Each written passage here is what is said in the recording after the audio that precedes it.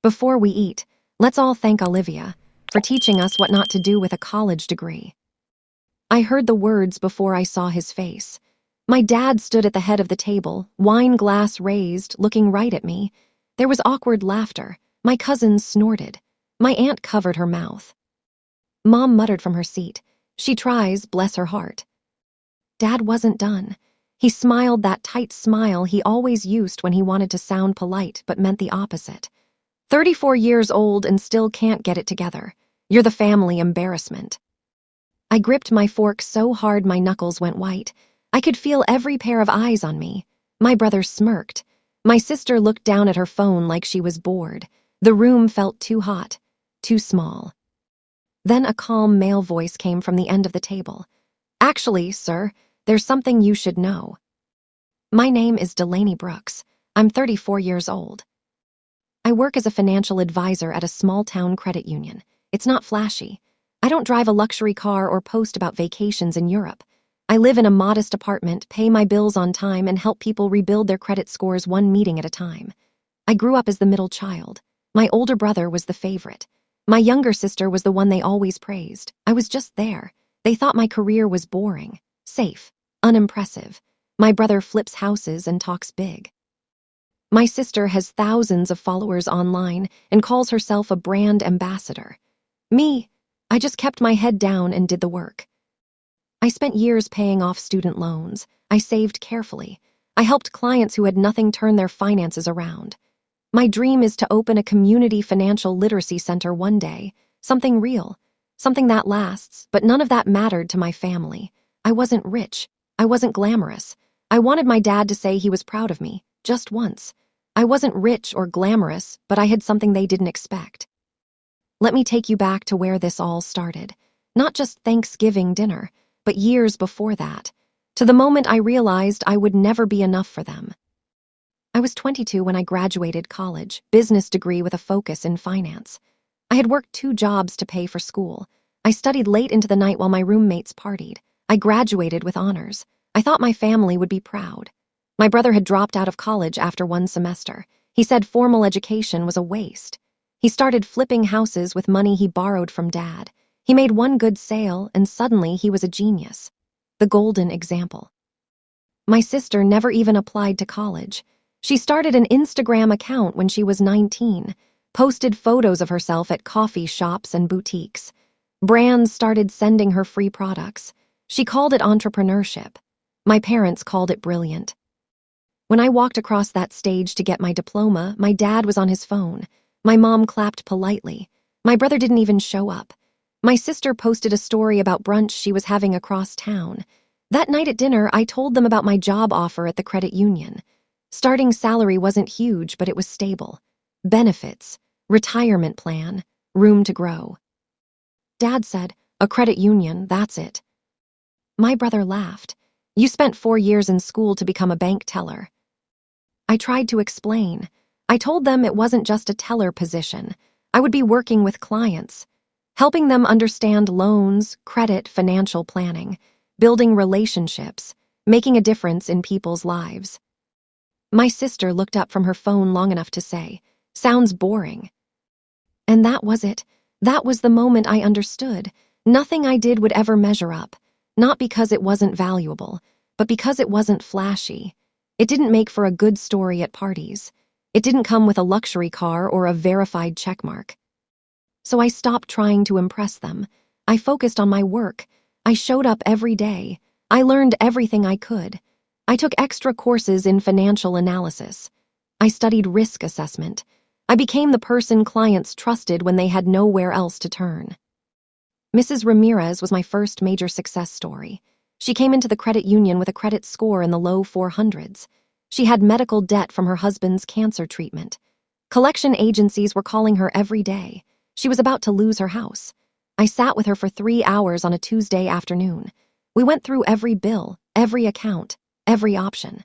I helped her set up a payment plan. I connected her with a medical debt relief program. I showed her how to dispute errors on her credit report. 6 months later, her score had jumped to 620. A year after that, she refinanced her mortgage and saved $300 a month. She cried in my office. She brought me homemade tamales. She told everyone she knew to come see me. That was the moment I knew I was doing something that mattered, something real. But my family didn't care about Mrs. Ramirez. They cared about appearances, about status, about what they could brag about. If you've ever been called the disappointment at a family gathering, this one's for you. If you've worked quietly while everyone else got the applause, you know what I'm talking about. Subscribe if you've ever sat at a table where people treated you like the punchline. Have you ever been in a room full of relatives who acted like you didn't measure up? Like your life was proof of failure? Drop a comment. Click hype if you've ever had to sit through that kind of dinner. This isn't just about revenge. It's about knowing your worth when no one else does. And it's about timing. The years between my graduation and that Thanksgiving dinner were a slow burn.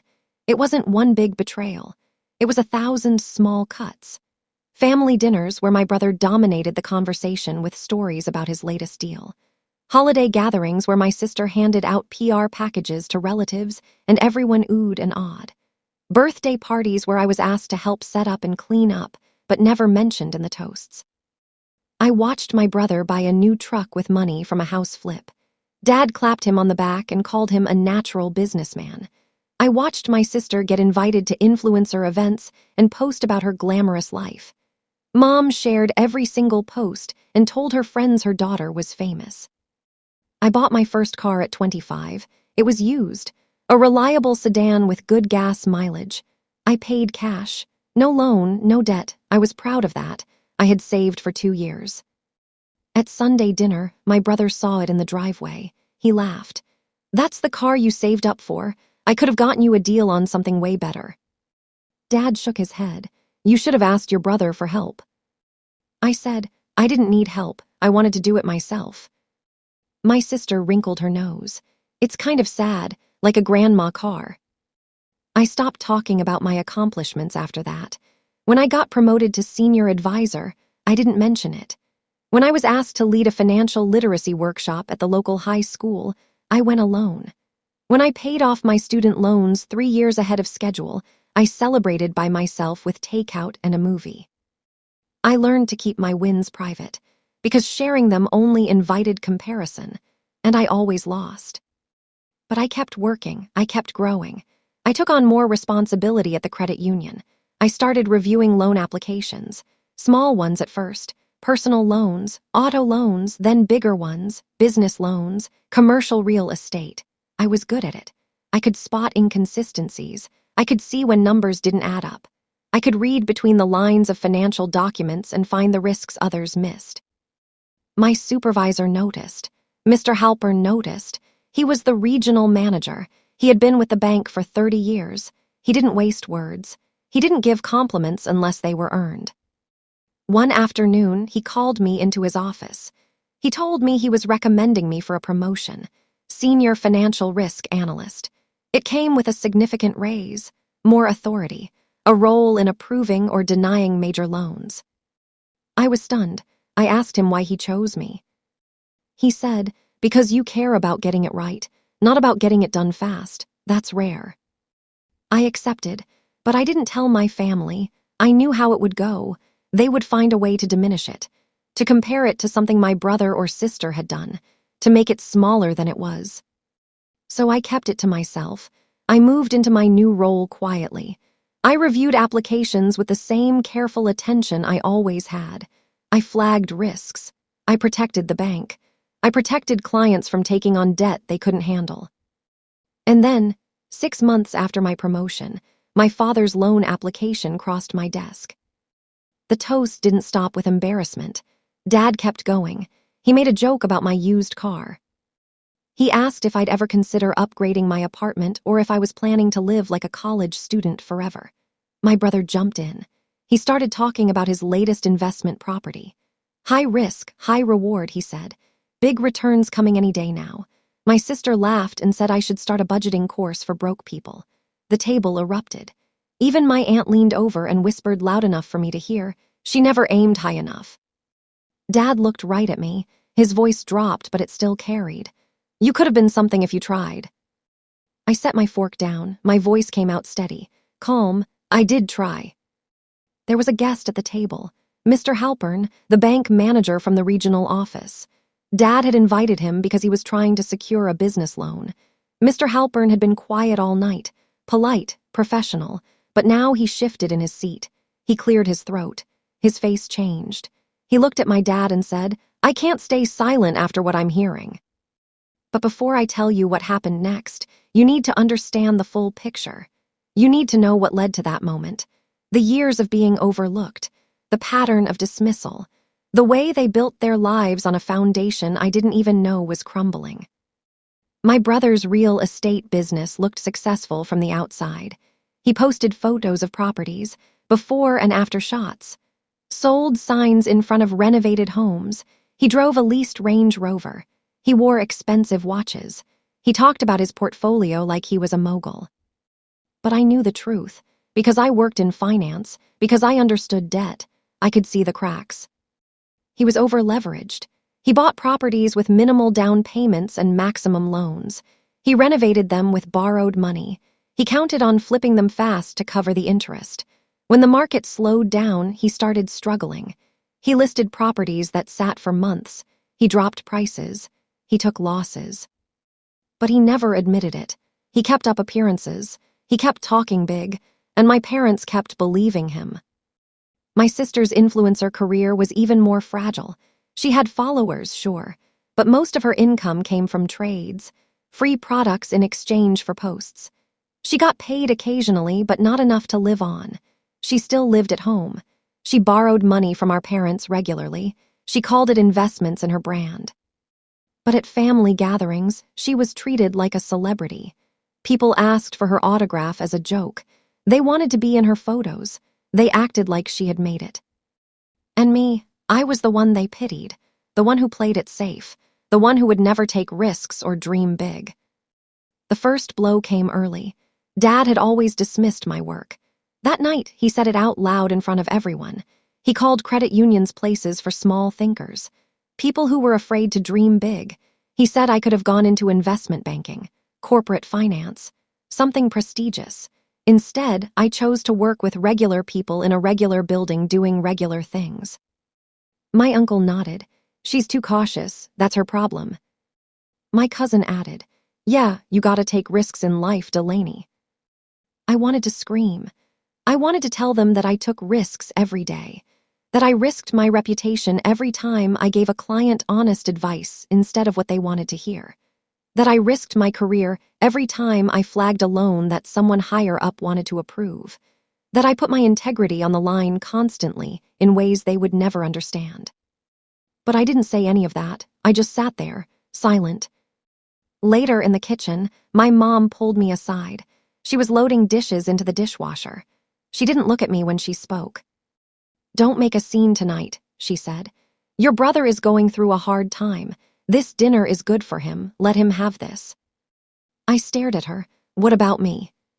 She finally looked up. Her eyes were tired.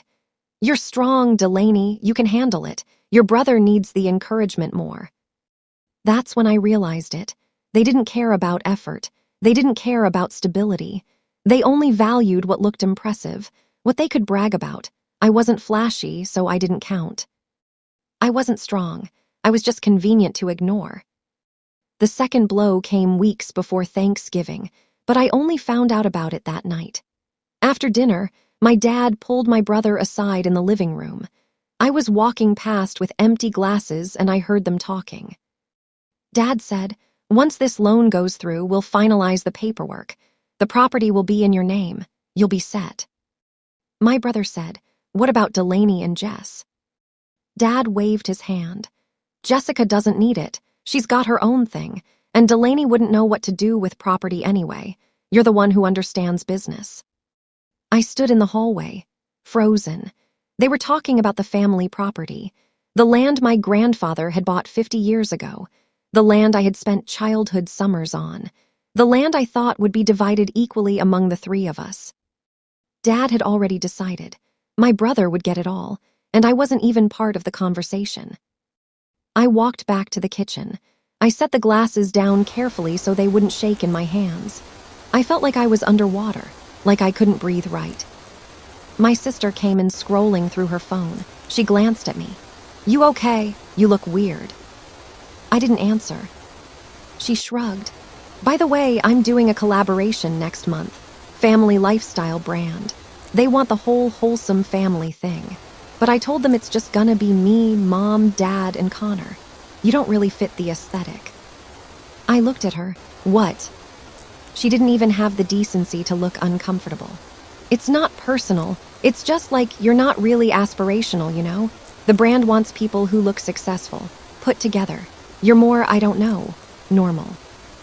Normal, that was the word she used, like it was an insult. I left the kitchen. I went to the bathroom and locked the door. I sat on the edge of the tub and stared at the tile floor. I thought about leaving, just grabbing my coat and walking out. But I didn't, because part of me still hoped. Part of me still wanted them to see me, to value me, to recognize that I mattered. That hope was the hardest thing to let go of. The third blow was the deepest, and I didn't see it coming until it was too late. A few weeks before Thanksgiving, a loan application landed on my desk. It was flagged for my review because it was a significant amount, over $200,000, commercial loan for business expansion. I opened the file, and I saw my father's name. My stomach dropped. I read through the application. He was applying for a loan to expand his small contracting business. He wanted to buy new equipment, hire more workers, take on bigger projects. The application looked solid at first glance, but I've been doing this long enough to know that first glances don't mean much. I started digging deeper. The financial documents attached to the application included my brother's real estate business as a supporting asset. My father had listed my brother as a business partner. The income projections were based partly on expected revenue from upcoming property sales. I pulled the records, I cross-referenced the properties, I looked at the market data. And I found the problem. The income numbers were inflated. The properties my brother claimed were worth a certain amount were actually listed for far less. Some of them had been on the market for over 6 months with no offers. The projected sales revenue wasn't realistic. It was wishful thinking at best, fraud at worst. If the bank approved this loan based on these numbers, my father would be in serious trouble. He would take on debt he couldn't service. When the property sales didn't come through, he wouldn't be able to make payments. He would default. He could lose his business, his house, everything. I sat at my desk staring at the documents. My hands were shaking. I should have recused myself. I should have handed the file to another analyst and walked away, but something stopped me. I wanted to know the truth. I wanted to see how deep the problem went. I spent 3 days reviewing every document, every bank statement, every tax return, every contract. I found inconsistencies everywhere, numbers that didn't match, income that couldn't be verified, projections that had no basis in reality. My brother wasn't just exaggerating, he was lying, and my father either didn't know or didn't care. I wrote up my analysis. I flagged the application as high risk. I recommended denial unless the financials could be verified and corrected. I submitted the report to Mr. Halpern. He called me into his office the next day. He had the file open on his desk. He said, "You know this is your father's application." I nodded. He said, "You could have recused yourself." I said, "I know." He leaned back in his chair. He studied me for a long moment. Then he said, "This is solid work, thorough, professional, you did the right thing." I felt a weight lift off my chest. "So what happens now?" He said, "I'm going to reach out to your father. Give him a chance to correct the documentation. If he can provide verified financials, we'll reconsider. If not, the loan is denied." I said, "He's going to know I reviewed it." Mr. Halpern nodded. "Probably. Is that going to be a problem?" I thought about it. I thought about my father's reaction, his anger, his disappointment, the way he would blame me for holding him back. I said, "No, it's not a problem." But I was lying. It was absolutely going to be a problem. Mr. Halpern reached out to my father the following week. He didn't mention my name. He simply explained that the loan application had been flagged due to inconsistencies in the supporting financial documents. He requested updated and verified information. My father called my brother. My brother panicked. He tried to scramble together new documents, but the truth was the truth. The numbers didn't support the loan. My father was furious. He started calling people at the bank. He tried to go over Mr. Halpern's head. He demanded to know who had reviewed his application. He accused the bank of bias, of targeting him unfairly. Mr. Halpern stood firm. He told my father that the decision was based on standard risk assessment protocols, that every application was subject to the same level of scrutiny, that if he wanted the loan approved, he needed to provide accurate information. My father eventually gave up. He withdrew the application. He told people the bank was run by incompetent people who didn't understand business. But he didn't know I was the one who had flagged it. Not yet. Thanksgiving was 3 weeks away. My mother called and invited me to dinner. She said it would be nice to have the whole family together. She said my father was going through a stressful time with work and could use the support. I almost said no. I almost told her I had other plans. But I didn't, because I wanted to see them. I wanted to sit at that table one more time and see if anything had changed, if they saw me any differently. I know that sounds pathetic, but it's the truth. So I said yes. I bought a pie. I drove to their house on Thanksgiving afternoon. I walked in with a smile on my face and hope in my chest. And within an hour, I realized nothing had changed at all. The dinner table was full.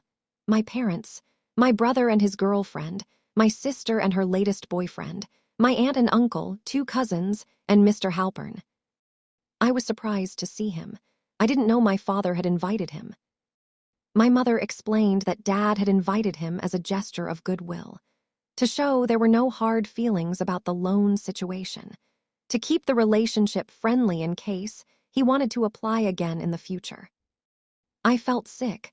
My father was using this dinner to manipulate, to charm, to set the stage for another attempt. Mr. Halpern was polite, professional. He shook hands. He made small talk. He didn't look at me any differently than he looked at anyone else. We sat down to eat. The table was loud. Everyone talked over each other. My brother told a story about a property he was closing on next month. My sister showed photos from a recent brand trip to Nashville. My father poured wine and played the role of generous host. I sat quietly. I ate my food. I waited for it to be over. And then my father stood up. He raised his glass, and he said the words that started everything. Before we eat, let's all thank Olivia for teaching us what not to do with a college degree. Wait, that's not right, he didn't say Olivia. He said my name. Before we eat, let's all thank Delaney for teaching us what not to do with a college degree. The table laughed, awkward, uncertain laughter, but laughter nonetheless. My mother said, "She tries, bless her heart." My father continued, 34 years old and still can't get it together. You're the family embarrassment. I gripped my fork. I stared at my plate. I felt every eye on me. I felt the heat rising in my face. My brother smirked. My sister looked bored. My cousins exchanged glances. And then Mr. Halpern spoke. "Actually, sir, there's something you should know." The table went quiet. Everyone turned to look at him. My father smiled, confident, unaware. "What's that?" Mr. Halpern set down his fork. He looked at my father with the same calm professionalism he brought to every meeting. "Delaney is the senior analyst who reviewed your loan application." The smile froze on my father's face. Mr. Halpern continued. "She's the one who flagged the inconsistencies in the financial documentation. She's the reason the loan was paused." My brother's face went pale. My sister looked up from her phone. My mother's mouth fell open. My father stared at me. "What?" I didn't say anything. I just looked back at him. Mr. Halpern wasn't done. "Your daughter didn't block your loan out of spite or incompetence. She did her job.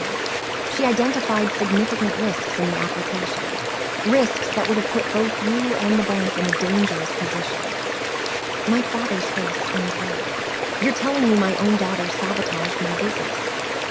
Mr. Halpern's voice stayed level, firm. I'm telling you your daughter protected you from a six-figure mistake.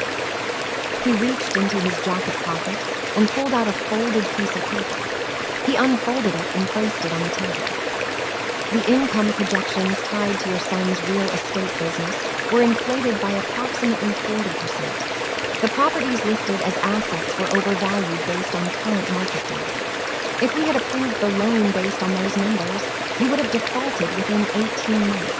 You would have lost your business, possibly your home. My brother tried to speak. That's not. Those numbers were. Mr. Halpern looked at him. Inaccurate, yes. Whether intentionally or due to poor record keeping, I can't say.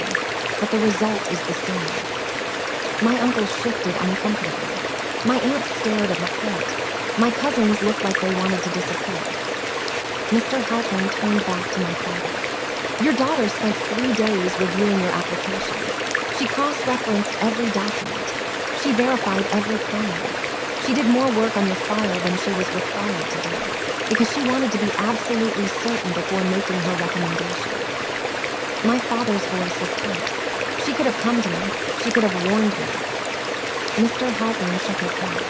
She couldn't. It would have been a conflict of interest. It would have compromised her professional integrity. She did exactly what she was supposed to do. She treated your application the same way she treats every application, with thoroughness and honesty. He looked around the table. His voice was quieter now, but it carried weight. You called her the family embarrassment. You mocked her career, her choices, her life. But the truth is she's one of the best analysts we have. She's helped dozens of clients avoid financial disaster. She saved people's homes, their businesses, their futures. And tonight, whether you realize it or not, she saved yours too. The silence was deafening. I could hear the clock ticking on the wall, the hum of the refrigerator in the kitchen, my own heartbeat pounding in my ears. I looked at my father. His face was a mix of anger and confusion and something else, something that might have been shame. I spoke for the first time since the toast. My voice was calm, steady. I wasn't your embarrassment. I was your safety net. I stood up. I picked up my purse. I looked at my mother. Thank you for dinner. And I walked out. I didn't run. I didn't slam the door. I just left. I sat in my car in their driveway for a few minutes. My hands were shaking. My chest felt tight. But I also felt lighter. Like I had been carrying something heavy for years and had finally set it down. I drove home. I changed into comfortable clothes. I made tea. I sat on my couch and stared out the window at the dark street. My phone buzzed. Text messages. My mother asking me to come back. My sister saying I had overreacted. My brother saying we needed to talk. I didn't respond. I turned my phone on silent and set it face down on the coffee table. The next morning, I woke up early. I went for a run. I made breakfast. I went to work. Mr. Halpern stopped by my desk mid-morning. He didn't say much, just asked if I was okay. I said I was. He nodded. Good, because you did the right thing. Don't let anyone tell you otherwise. That afternoon, I got a call from the credit union president. She asked me to come to her office. I thought I was in trouble. I thought maybe my father had complained. Maybe I had crossed a line and didn't see it. But when I walked in, she was smiling. She told me she had heard about what happened. Not from my father, from Mr. Halpern. He had submitted a formal commendation for my work on the loan review. She said, we need more people like you. People who put integrity above everything else, even when it's hard, especially when it's hard. She offered me another promotion, lead risk analyst. It came with a significant raise, more responsibility, a seat at senior leadership meetings. I accepted. That weekend, my father called. I almost didn't answer, but I did. His voice was different, quieter. Can we talk? I said, about what? He said, about the loan, about what happened at dinner, about everything. I met him at a coffee shop near my apartment. Neutral ground, public space. He looked older than I remembered, tired. He said, I was angry at the bank, at the situation. I took it out on you and that wasn't fair. I waited. I didn't say anything. He continued. I didn't know you were the one who reviewed the application. If I had known. You would have what? I interrupted. Expected me to approve it anyway, to ignore the problems because you're my father. He looked down at his coffee. I don't know, maybe. I leaned forward. That's exactly why I couldn't tell you. That's exactly why I had to treat it like any other father. Because if I had given you special treatment, I would have been doing you a disservice. I would have let you walk into a disaster. He nodded slowly. Your brother told me the truth, about the numbers, about how bad things really are. How bad? I asked. He said, bad. He's underwater on 2 properties. He's got loans he can't service. He's been using credit cards to cover the gaps. I felt a pang of sympathy, not for my brother's choices, but for the stress it was causing. What are you going to do? I asked. He looked at me, really looked at me. I was hoping you could help. We sat back. Help how? Give me advice, real advice, not as my daughter, as a financial professional. Tell me what I need to do to fix this. It was the first time he had ever asked for my professional opinion. The first time he had treated my expertise as valuable. I said, I'll help, but on one condition. What's that? You treat me with respect. You don't dismiss my work. You don't compare me to my siblings. You recognize that what I do matters, even if it's not flashy, even if it's not impressive at titles. He was quiet for a long moment, then he nodded. Deal. We spent the next 2 hours going over his finances, his business, my brother's situation. I gave him a realistic picture of where things stood. I outlined steps he could take, debt consolidation, restructuring, cutting expenses, realistic timelines. It wasn't easy. Some of what I told him was hard to hear, but he listened. He took notes. He asked questions. When we finished, he said, "Thank you." I said, "You're welcome." He hesitated. Then he said, "I'm sorry for what I said at dinner, for all the years before that, for not seeing you." I felt tears prick my eyes. I blinked them back. "I appreciate that." He reached across the table and squeezed my hand. "I'm proud of you. I should have said that a long time ago." Those were the words I had been waiting to hear my whole life. And now that I finally heard them, I realized something. They mattered, but they didn't define me anymore. I had spent years trying to earn his approval, his recognition, his pride. I had measured my worth by whether or not he saw my value. But I didn't need that anymore. I knew my own worth. I knew what I had built. I knew the lives I had impacted. I knew the integrity I had maintained even when it cost me. His pride was a gift, but it wasn't the foundation of my self-worth, not anymore. I squeezed his hand back. "Thank you." We left the coffee shop. He hugged me before we went to our separate cars. It was awkward. We weren't a family that hugged much, but it was genuine. I drove home feeling something I hadn't felt in years. Peace. The weeks after Thanksgiving were strange. My family dynamics shifted in ways I didn't expect. My brother reached out. He apologized for the years of dismissing me. He asked if I could help him untangle his financial mess. I agreed. We met several times. I helped him create a realistic plan. It involved selling properties at a loss, consolidating debt, scaling back his lifestyle. It was painful for him, but necessary. He told me, I thought I had it all figured out. I thought taking risks meant I was smarter than everyone else, but I was just reckless. I said, you can recover from this, but you have to be honest, with yourself and with others. He nodded. I know, and I'm sorry I made you feel small. You were doing the smart thing all along, I just couldn't see it. My sister was slower to come around. She didn't apologize, but she stopped making comments about my life. She invited me to coffee once. We had a stiff, awkward conversation, but it was a start. My mother called me regularly. She wanted to repair things.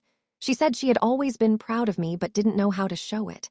She said she had let my father's opinions shape her own, and that was wrong. I forgave her, but I also set boundaries. I told her I needed her to speak up for me, to defend me. to value me out loud, not just in private phone calls. She said she would try. Christmas that year was different. Smaller, quieter. My father didn't make any toasts. My brother didn't brag. My sister didn't post about it online. We ate dinner, we exchanged gifts. We talked about normal things, work, weather, plans for the new year. It wasn't perfect, but it was real. And when I left that night, my father walked me to my car. He handed me an envelope. "What's this?" I asked. "Open it later," he said. I opened it when I got home. Inside was a check, not for a huge amount, but enough to be meaningful. There was a note, in my father's handwriting. "For your financial literacy center, I believe in you. Love, Dad." I sat on my couch holding that note for a long time. I cried. Not sad tears, not angry tears, just tears. Release, relief, recognition. I deposited the check the next week. I started researching what it would take to open a community center. Licensing, space, curriculum, funding. It was a long road, but I had taken the first step. At work, things continued to grow. I trained new analysts. I led workshops.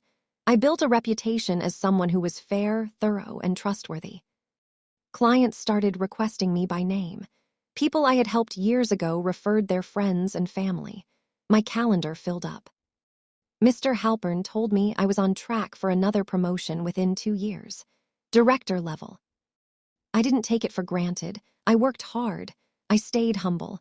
I remembered where I came from. One afternoon, Mrs. Ramirez came into the credit union. She had a young woman with her, her daughter. She said, "Delaney, this is Maria. She just graduated college. She wants to buy her first car but doesn't know where to start. I told her you're the only person she should talk to."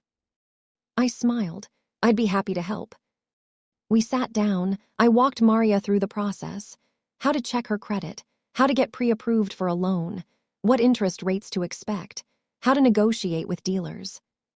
She listened carefully. She took notes. She asked smart questions. But it wasn't the foundation of my self-worth. Not anymore. I squeezed his hand back. "Thank you." We left the coffee shop. He hugged me before we went to our separate cars. It was awkward. We weren't a family that hugged much, but it was genuine. I drove home feeling something I hadn't felt in years. Peace. The weeks after Thanksgiving were strange. My family dynamics shifted in ways I didn't expect. My brother reached out. He apologized for the years of dismissing me. He asked if I could help him untangle his financial mess. I agreed. We met several times. I helped him create a realistic plan. It involved selling properties at a loss, consolidating debt, scaling back his lifestyle. It was painful for him, but necessary. He told me, "I thought I had it all figured out. I thought taking risks meant I was smarter than everyone else, but I was just reckless." I said, "You can recover from this, but you have to be honest, with yourself and with others." He nodded. "I know, and I'm sorry I made you feel small. You were doing the smart thing all along, I just couldn't see it." My sister was slower to come around. She didn't apologize, but she stopped making comments about my life. She invited me to coffee once. We had a stiff, awkward conversation, but it was a start. My mother called me regularly. She wanted to repair things. She said she had always been proud of me but didn't know how to show it. She said she had let my father's opinions shape her own, and that was wrong. I forgave her, but I also set boundaries. I told her I needed her to speak up for me, to defend me, to value me out loud, not just in private phone calls. She said she would try. Christmas that year was different. Smaller, quieter. My father didn't make any toasts. My brother didn't brag. My sister didn't post about it online. We ate dinner. We exchanged gifts. We talked about normal things, work, weather, plans for the new year. It wasn't perfect, but it was real. And when I left that night, my father walked me to my car. He handed me an envelope. "What's this?" I asked. "Open it later," he said. I opened it when I got home. Inside was a check, not for a huge amount, but enough to be meaningful. There was a note, in my father's handwriting. For your financial literacy center. I believe in you. Love, Dad. I sat on my couch holding that note for a long time. I cried. Not sad tears, not angry tears, just tears. Release, relief, recognition. I deposited the check the next week. I started researching what it would take to open a community center. Licensing, space, curriculum, funding. It was a long road, but I had taken the first step. At work, things continued to grow. I trained new analysts. I led workshops. I built a reputation as someone who was fair, thorough, and trustworthy. Clients started requesting me by name. People I had helped years ago referred their friends and family. My calendar filled up. Mr. Halpern told me I was on track for another promotion within 2 years. Director level.